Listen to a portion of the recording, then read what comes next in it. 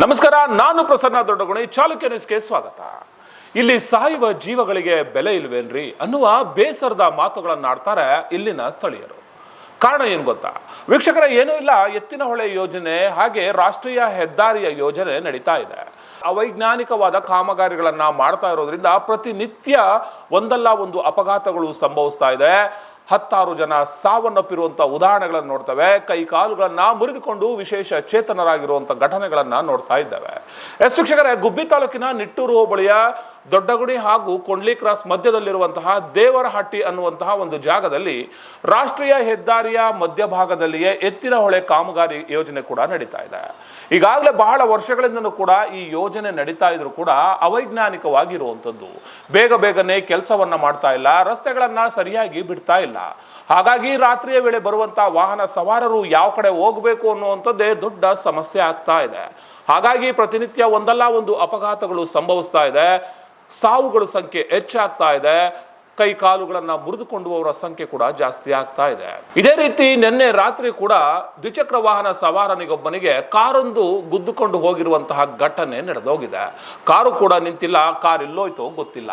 ಹೀಗಾಗಿ ಅಲ್ಲಿನ ಸ್ಥಳೀಯರು ರಾಷ್ಟ್ರೀಯ ಹೆದ್ದಾರಿಯನ್ನ ತಡೆದು ದೊಡ್ಡ ಮಟ್ಟದ ಪ್ರತಿಭಟನೆಯನ್ನ ಮಾಡಿದ್ದಾರೆ. ಸುಮಾರು 2 ಕಿಲೋಮೀಟರ್ ವರೆಗೂ ಕೂಡ ವಾಹನಗಳು ನಿಲುಗಡೆ ಆಗಿತ್ತು.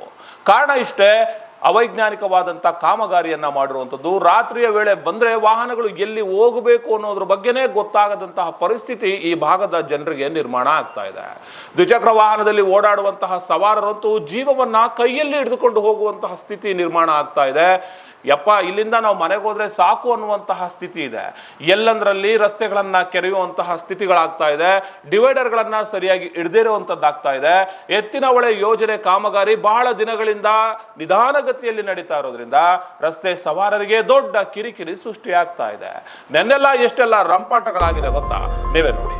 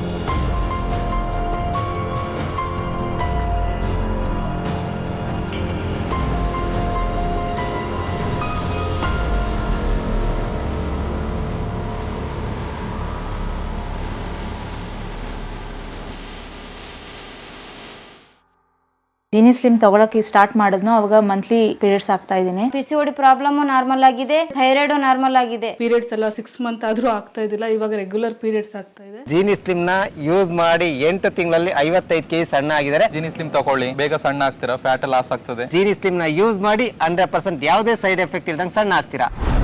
ಚಾಲುಕ್ಯ ನ್ಯೂಸ್, ಜನರಿಗೋಸ್ಕರ.